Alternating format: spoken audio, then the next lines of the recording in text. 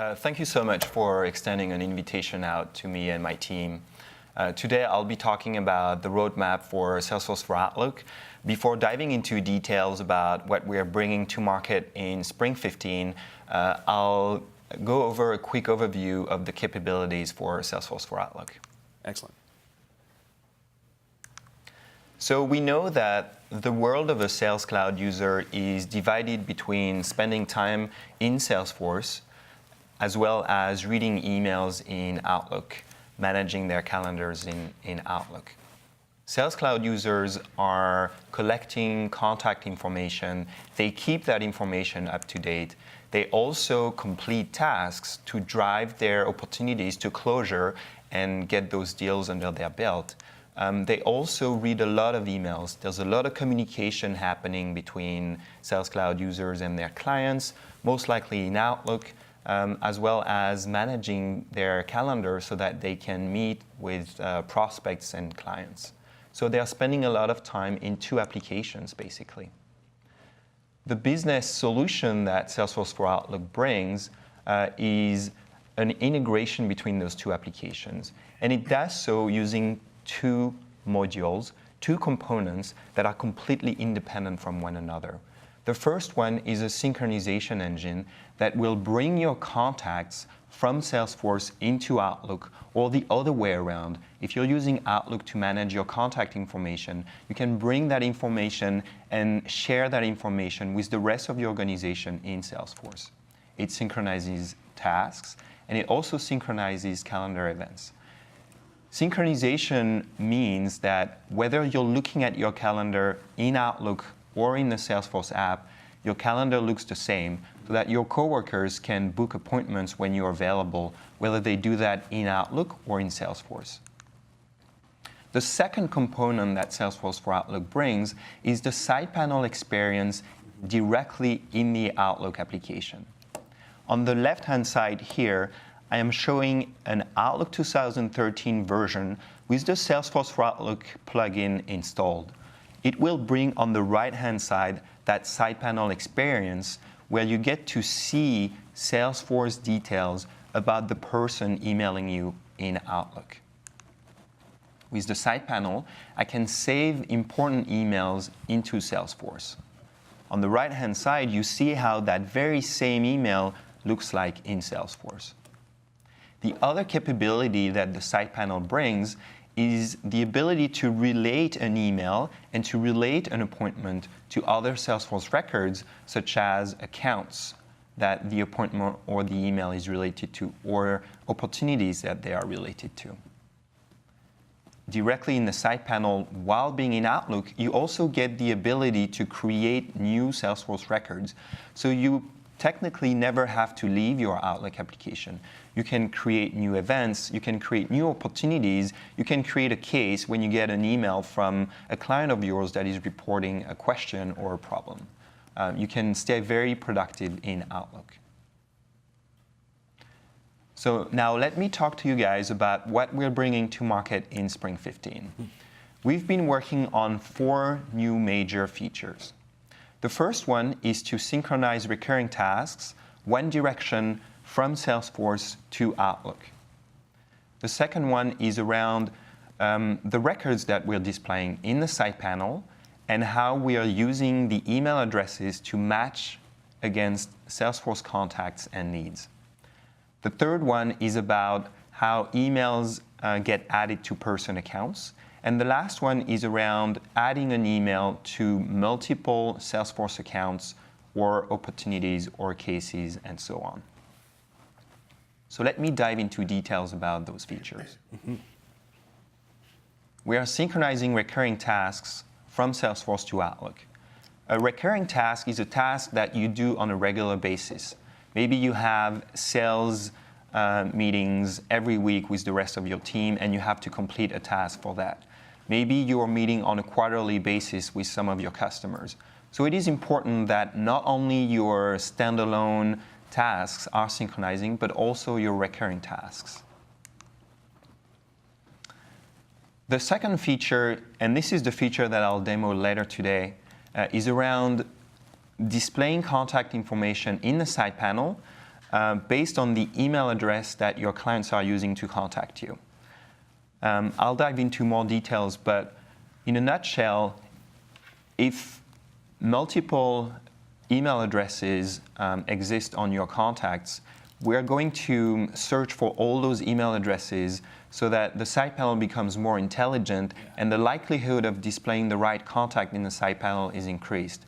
So it helps sales users see the right information at the right time. Very impressive. The third one is an administrative capability.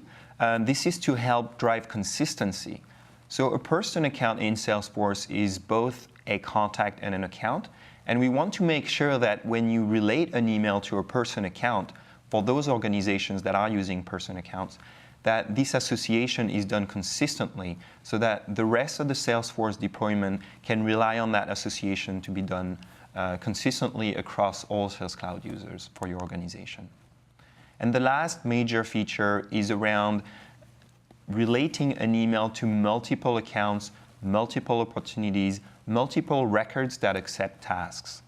Right now, we have the ability to relate an email to multiple contacts, but not multiple accounts. So if you're interested in that feature, contact support will look into the state of your organization and will turn on that feature based on your request. So you can associate an email to multiple records, such as accounts and opportunities. What's important to note about that feature is that every single time you relate that Outlook email to a Salesforce account, will create a different email in Salesforce representing that association. So instead of having one task in Salesforce with multiple association to accounts, you'll have multiple tasks in Salesforce, each task with one association to an account, one association to an opportunity, and so on. So with that, I'll switch over to my demo. I'll demo how the side panel is surfacing contact information using email addresses. I'm in the Salesforce application at the moment, on the Contacts tab. Let me go into the details for this contact, Steve. My administrator made another email field available for me so that if I know that Steve Diamond has several email addresses, I can populate those. In this case, the out-of-the-box email field has been populated with Steve Diamond's corporate email address. And then Steve has an alternate email address that is populated here as well. When Steve sends me an email from his corporate email address or from his alternate email address, the side panel will be able to retrieve Steve's details. So we're looking up the Salesforce contacts table using here this email address, and we're capable of bringing back Steve's information. So whether your clients are contacting you from their personal email address, from their corporate email address, from whatever email address they have, will display their information here. Great. Is there any sort of limitation to how many email addresses Salesforce is able to recognize on a single contact record? That's a good question. So no, there is no limitation. That's a feature that does not need to be enabled. That will be a default behavior. Wow, that's incredible. So if I had a contact with 6 email records on that, Salesforce would be able to recognize all of them as being pertinent to that account, or to that contact, I should say. Yes, that is correct, Mike. And this is a behavior that is available on contacts as well as leads. Wow, that's very impressive. Very cool. Okay, great. So before I jump into roadmap, I would like to give you guys a few pointers, a few resources that are available out there if you want to use Salesforce for Outlook, or if you're currently using Salesforce for Outlook and want to educate yourself more about its capabilities. So I invite you to Google for and search for a few keywords here. We have release notes that are specific to Salesforce for Outlook. So go ahead and take a look at those. They will list all the features and all the fixes that we're providing so that you understand what features those different versions of Salesforce for Outlook have. The second one is around system requirements. I invite you to make sure that your environment is complying with the system requirements. And also, there is a group, Sam, that we have made available so that you guys can talk to one another. I am obviously monitoring the group and responding whenever I can, but this is really a place for you to share your experience with other customers so that you understand how they have deployed Salesforce for Outlook and the type of benefits that they get from using Salesforce for Outlook. For your users as well as for your personal education, there is also a quick start guide. Take a look at the URL there. It's case sensitive. It will have a 2-3 minute video that goes over the functionality, so very helpful. So with that, I'll jump into the roadmap here, and I'll start my roadmap section of this presentation with a model describing all the integration that we have in place today. On top here, I'm representing the Sales Cloud as well as the Outlook application. What we have today with Salesforce for Outlook is the synchronization engine to make sure that your calendar and your contact information looks the same between Salesforce and Outlook, as well as that side panel experience in Outlook. Outlook is an application that connects to the Exchange server where email information, contact information, and calendar information are stored. The Exchange server is catering to other clients, other email applications such as Outlook web app from the Office 365 offering, as well as your mobile devices, other email applications on your Windows machine, on your Mac machines. So when you're looking at your corporate calendar on your iPhone, you're actually connecting to the Exchange server.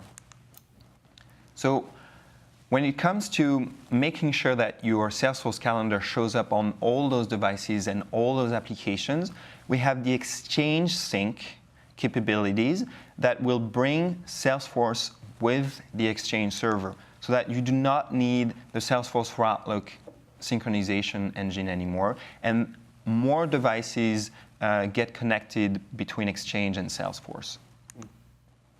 What we're also bringing to market in Spring 15 is an experience in the Outlook web app through this new Salesforce app for Outlook that will be available in the Microsoft Office store in March. Eventually, if you are on a path to upgrade to Exchange 2013 as well as Outlook web app or Outlook 2013, you have a cloud-based solution that will cater more devices, including Mac machines, your iPhones, and your Android mobile devices, as well as an experience in the Outlook web app. A few details about the Salesforce app for Outlook. It will be an open beta in Spring 15, similarly to how Exchange Sync will be. It is only for those customers using Outlook web app.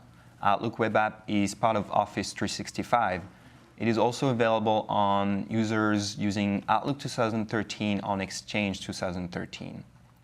It can be used in conjunction with Exchange Sync, so that app is not offering any type of sync capabilities. It is only surfacing Salesforce information in your Outlook web app. For synchronization purposes, you would use Exchange Sync. And finally, we're working on providing email saving capabilities. We'll start development in summer 15 and release the feature in an upcoming release. Excellent. Great. So I know that we just discussed the Salesforce app for Outlook in addition to the core Salesforce for Outlook application. What does the new Salesforce app for Outlook mean for people who are currently deploying or have already deployed the Salesforce for Outlook tool? Yeah, so if you're currently using Salesforce for Outlook, this is a great place to be. The capabilities of the Salesforce app for Outlook will eventually get there, but obviously, since this is the first iteration we're releasing, it is not as mature. So Salesforce for Outlook provides email saving capabilities, provides the ability to create new Salesforce records. We will eventually provide those capabilities in the app, but in Spring 15, it is basically surfacing Salesforce information. I would actually be happy to show you that experience if you have a few more minutes. So I'll switch back here to my laptop, and I'll show you how the Salesforce app for Outlook shows in Outlook web app. So I'm using the browser version of the Outlook web app, and I'm reading my emails here. As I scroll through my emails, I see that there is a tab here letting me access Salesforce information.